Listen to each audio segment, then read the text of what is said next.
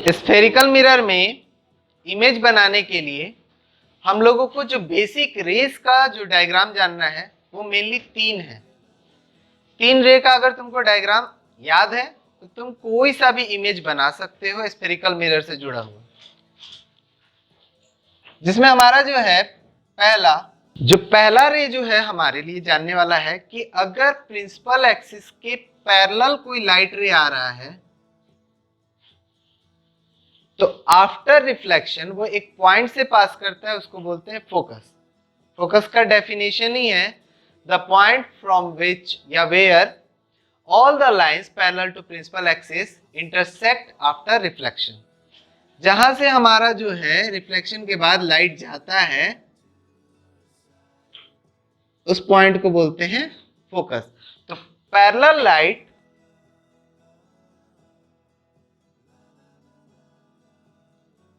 From जो है principal axis after reflection reflect through focus. The line parallel to the light ray parallel to principal axis reflect through the focus after reflection through spherical mirror. Spherical mirror अगर हुआ कोई, उसमें principal axis के parallel जो भी light रे होगा वो रिफ्लेक्शन करके फोकस से जाएगा और अपीयर करेगा। जैसे हमारा कॉनकेव अगर मिरर है तो कॉनकेव मिरर में तो हमारा डायरेक्टली जो है फोकस से पास हो जाएगा, पर अगर हम लोग कॉन्वेक्स देखें तो कॉन्वेक्स में कभी भी लाइट आएगा इधर से आएगा, इधर से जो लाइट आएगा वो रिफ्लेक्ट बैक नहीं होगा क्योंकि ये मेरा पॉलिश सरफेस है।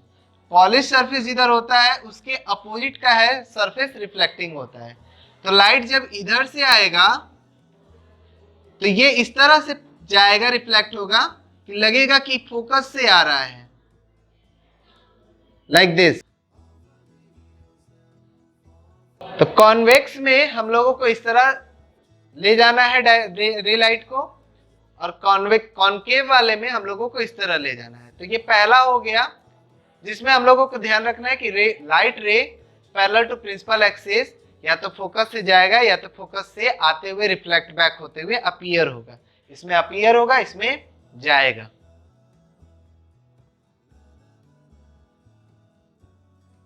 जो सेकंड रूल है वो है हमारा इसी का उल्टा। जो सेकंड रूल हम लोगों को ध्यान रखना है, द लाइट रे थ्रू और अलोंग फोकस, जो लाइट रे हमारे फोकस से होकर जाएगा या लगेगा कि उसके तरफ जा रहा है, after reflection through spherical mirror, अगर रिफ्लेक्शन कर रहा है तो वो क्या हो जाएगा, पैरेलल हो जाएगा प्रिंसिपल एक्सिस के। यहाँ क्या था, पैरेलल जा रहा था तो फिर फोकस से हो जा रहा था, यहाँ कह रहा है कि फोकस से आएगा तो पैरेलल हो जाएगा। अगर हम लोग कोई लाइट रे इसके अलोंग लेकर जाएंगे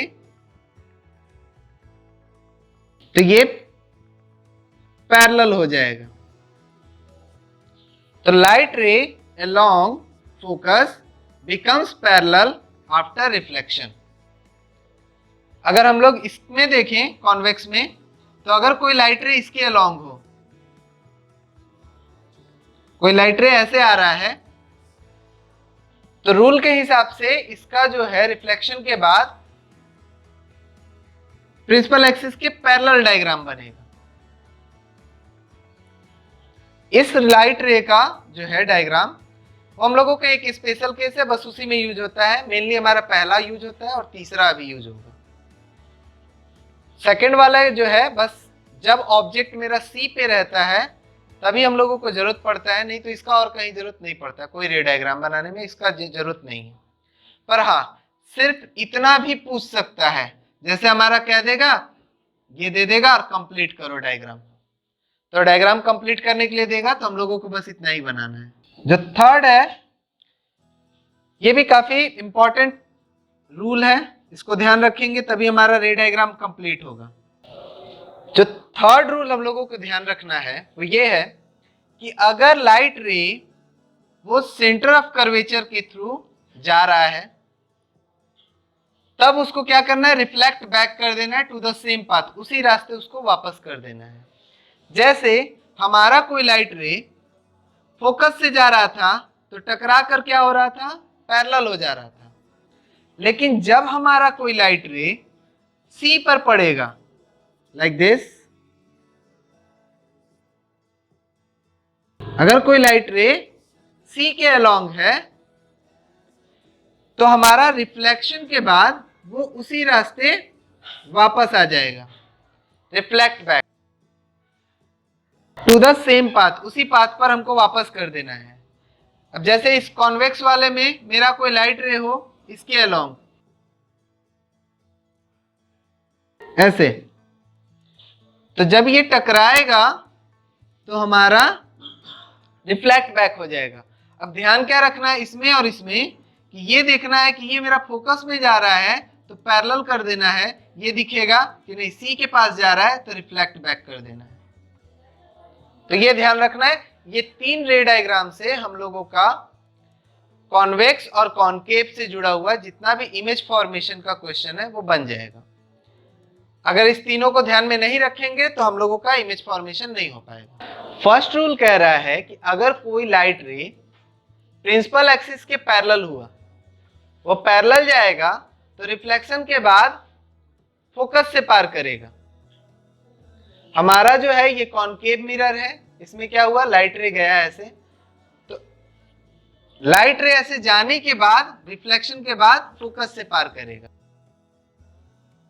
कॉन्वेक्स वाले में भी वही रूल फॉलो करना है, लाइट रे मेरा यहां से यहां जाएगा और यहां जाने के बाद वो इस तरह रिफ्लेक्ट बैक होगा कि लगेगा फोकस से आ रहा है।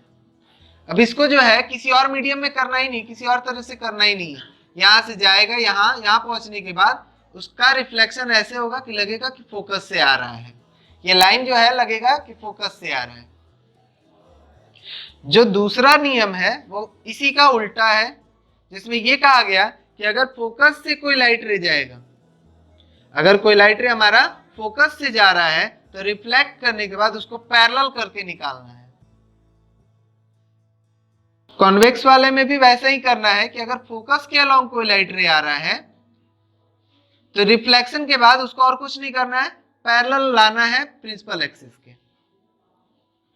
तो इस तरह जो है लाइट ऐसे आकर और रिफ्लेक्ट जो है प्रिंसिपल एक्सिस के पैरेलल होगा, उसको कोई और रास्ता फॉलो ही नहीं करना है। जो तीसरा है वो कह रहा है कि अगर हम कोई लाइट रे सी के अलोंग ले जाएं, अगर रेडियस ये सेंटर ऑफ कर्वेचर के अलोंग ले जाएंगे तो मिरर से जैसे ही टकराएगा तो वो उसी रास्ते वापस आ जाएगा।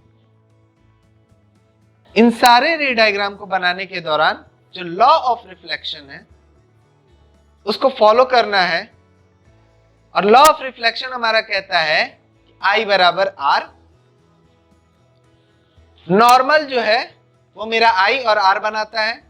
अब इसमें अगर हम लोग देखें तो मैथमेटिक्स का एक थ्योरम है सर्कल का, जो ये कहता है कि सेंटर से जो रेडियस हम ड्रॉ करते हैं वो टेंजेंट पर परपेंडिकुलर होता है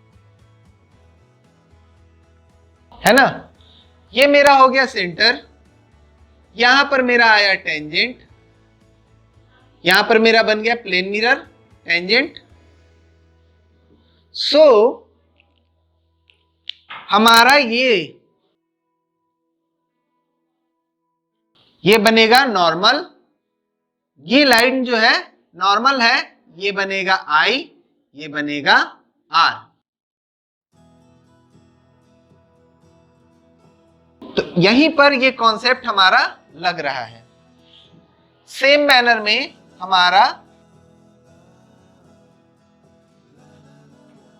I R सब जगह वही रूल लगना है,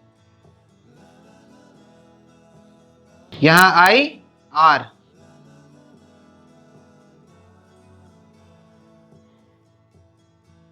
ये I ये R। अब वही रूल हम लोग अगर यहां लगाएं तो हम लोगों ने पढ़ा कि अगर प्लेन मिरर पे परपेंडिकुलर कोई लाइट आता है तो उसी पर बाउंस बैक हो जाता है। यहां पर जो लाइट रे आ रहा है, प्लेन मिरर ये है मेरा टेंजेंट के अलोंग, तो जो लाइट रे आया सी के अलोंग, तो सी से तो ये ऑलरेडी 90 डिग्री पर है, तो जो लाइट रे 90 डिग्री पर फॉल करेगा तो रिफ्लेक्ट बैक होगा। तो स्फेरिकल मिरर भी जो है हमारे जो है लॉ ऑफ रिफ्लेक्शन को पूरी तरह से फॉलो करता है, कोई वायलेशन नहीं है। जो प्लेन मिरर में हम लोग कॉन्सेप्ट पढ़े वो पूरा का पूरा यहाँ पर एप्लीकेबल है, और उसी के मदद से ये सारे रे डायग्राम बनेंगे, सारा कॉन्सेप्ट उसी पर होगा, और उसी के हिसाब से हमारा जो फोकल लेंथ होता है वो रेडियस का आधा होता है। ये सब सारे हम लोग डेरिवेशन कर सकते हैं।